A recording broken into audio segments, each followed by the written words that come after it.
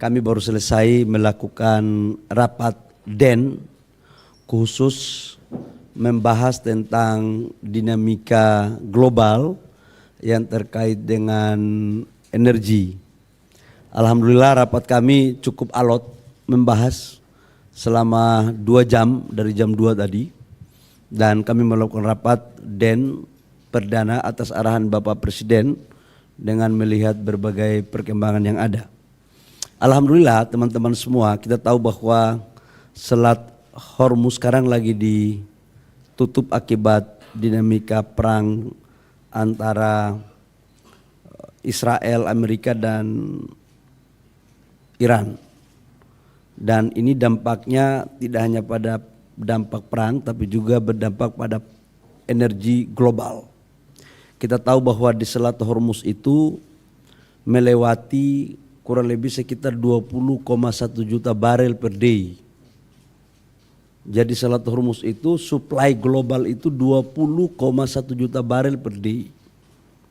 Di mana 20,1 juta barel per day itu termasuk di dalamnya adalah Indonesia melakukan impor crude dari Middle East yang melewati Selat Hormuz. Namun dengan berbagai macam dinamika yang ada, alhamdulillah ternyata setelah tadi kita detailing, dari total impor crude kita dari Middle East itu kurang lebih sekitar 20-25%. Selebihnya kita ambil dari Afrika, dari Angola, dari Amerika, kemudian dari beberapa negara lain seperti Brazil. Jadi secara keseluruhan impor kita untuk crude 20-25% dari Selat Hormuz, selebihnya tidak dari sana. Apa strategi yang harus kita lakukan agar kita tidak terperangkap dengan dinamika global? Jujur saya katakan bahwa dari intelijen kami, dari kajian kami, dari komunikasi kami dengan berbagai negara di dunia, sekalipun informasi disampaikan bahwa ketegangan ini akan selesai dalam waktu, ada yang mengatakan 5 hari, ada yang mengatakan 2-4 minggu, tapi keyakinan kami setelah kami melakukan kajian, ini tidak akan bisa kita ramalkan kapan selesai. Sekali lagi saya katakan bahwa ketegangan ini tidak bisa kita meramalkan kapan selesai. Bisa cepat, bisa lambat. Nah dalam rangka itu kami mengambil alternatif terjelek, katakanlah ini lambat. Maka apa skenarionya? Skenarionya adalah sekarang ini untuk crude yang kita ambil dari Middle East, sebagian kita alihkan untuk ambil di Amerika. Supaya apa? Ada kepastian ketersediaan crude kita. Yang kedua, impor kita kan untuk solar kan udah selesai. Yang kita impor sekarang bensin. RON 90, 93, 95, 98. Alhamdulillah secara kebetulan untuk mengimpor jenis bahan BBM seperti ini tidak kita lakukan dari Middle East. Tapi kita lakukan dari negara-negara di luar Middle East, termasuk dalamnya adalah Asia Tenggara. Jadi ini relatif nggak ada masalah. Yang ketiga adalah persoalan LPG. LPG kita impor 7,3 juta ton per tahun dan tahun ini dinaikkan menjadi 7,8 juta ton. 70%-nya sekarang kita ambil dari Amerika. 30%-nya dari Middle East, dari Saudi Aramco. Kita tahu bahwa dari informasi dinamika ketegangan di Timur Tengah juga terkait dengan Saudi Aramco, itu juga kena kemarin dinamika di sana. Maka alternatifnya adalah kita switch lagi supaya kita tidak mau ambil risiko. Sebagiannya kita switch lagi untuk kita belanja di negara yang tidak ada kaitannya dengan Selat Hormuz. Yang keempat adalah pasti dampaknya kepada persoalan harga. Kita tahu bahwa di dalam APBN kita harga ICP itu $70 per barel. Dan sekarang sudah naik menjadi 78 sampai $80 per barel. Ini yang akan kita harus hati-hati, ini berdampak pada kenaikan subsidi yang akan ditanggung oleh negara. Tapi di sisi lain dengan kenaikan harga ICP itu juga negara mendapatkan pendapatan.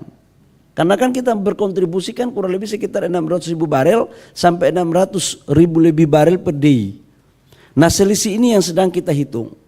Arahan Bapak Presiden kepada kami adalah kita harus sangat berhati-hati untuk menghitung semuanya dengan tetap memastikan ketersediaan BBM dalam negeri untuk memberikan kepastian kepada pelayanan kepada masyarakat kita. Khusus untuk menyangkut dengan persiapan hari raya, Hari Raya Idul Fitri, bulan puasa, alhamdulillah teman-teman, saya menyampaikan bahwa untuk stok BBM kita, crude BBM LPG, itu semua rata-rata di atas standar minimum nasional. Kita tahu bahwa standar minimum nasional adalah 21 hari. Ini semuanya di atas 21 hari. Dan memang secara faktanya ketahanan energi kita, storage kita, itu maksimal di angka 25 sampai 26 hari, enggak lebih dari itu. Makanya sekarang pemerintah lagi sedang berusaha untuk membangun storage yang kapasitasnya bisa sampai dengan 3 bulan. Karena itu standar internasional. Berikut pasti ada pertanyaan adalah bagaimana dengan persoalan PLN. Saya mencoba untuk melihat dinamika itu juga. Teman-teman media, bahwa RKAB untuk batu bara dan nikel itu memang kita lagi menata, kita melakukan penyesuaian. Kenapa kita menata? Karena memang ini kita hitung betul antara supply and demand. Idealnya adalah batu bara kita produksi banyak, volumenya besar, tapi harganya juga harus bagus. Tapi apa yang terjadi? Sekarang kita produksi banyak, tapi harganya kan lagi jatuh. 43% dari total batu bara yang diperdagangkan itu disuplai dari Indonesia. Total batu bara yang diperdagangkan di dunia itu 1,3 miliar ton. Dan kita menyuplai kurang lebih sekitar 500 sampai 550 juta ton. Tapi apa yang terjadi? Harganya bukan kita yang mengendalikan. Harganya di luar yang mengendalikan. Ideal harganya bagus, karena supply and demand-nya, supply-nya besar, demand-nya sedikit, maka harganya jadi murah. Kita harus memaknai bahwa pengelolaan sumber daya alam kita ini barang milik negara. Dan negara ini dikelola harus dengan hati-hati. Pemerintahan tidak akan pernah berhenti. Pemimpinnya yang berganti, suatu saat bukan lagi saya jadi menteri. Kita mempersiapkan kepada generasi berikut. Jadi jangan kita mengobrol murah barang-barang kita.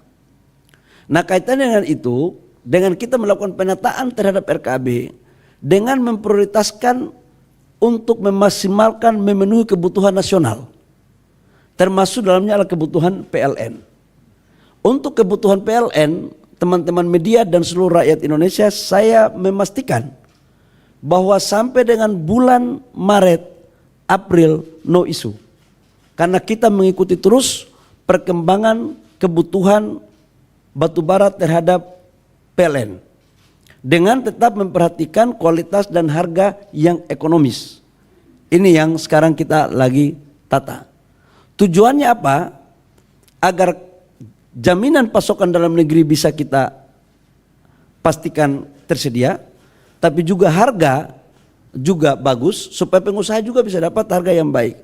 Tapi juga mampu kita mengelola sumber daya alam kita dengan berkesinambungan yang baik. Kita harus menjaga ini agar anak cucu kita yang suatu saat akan memimpin negara ini juga, mereka harus juga bisa melanjutkan dengan baik. Lingkungan kita juga harus melakukan dengan baik.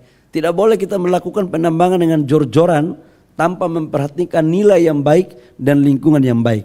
Saya pikir itu beberapa hal penting yang perlu saya sampaikan pada kesempatan yang berbahagia ini terkait dengan hasil rapat Dewan Energi Nasional yang diperintahkan oleh Bapak Presiden sebagai Ketua Umum Dewan Energi Nasional kepada kami untuk mampu menjabarkan, membuat hal-hal yang penting strategis untuk keberlangsungan dan stabilitas energi nasional kita.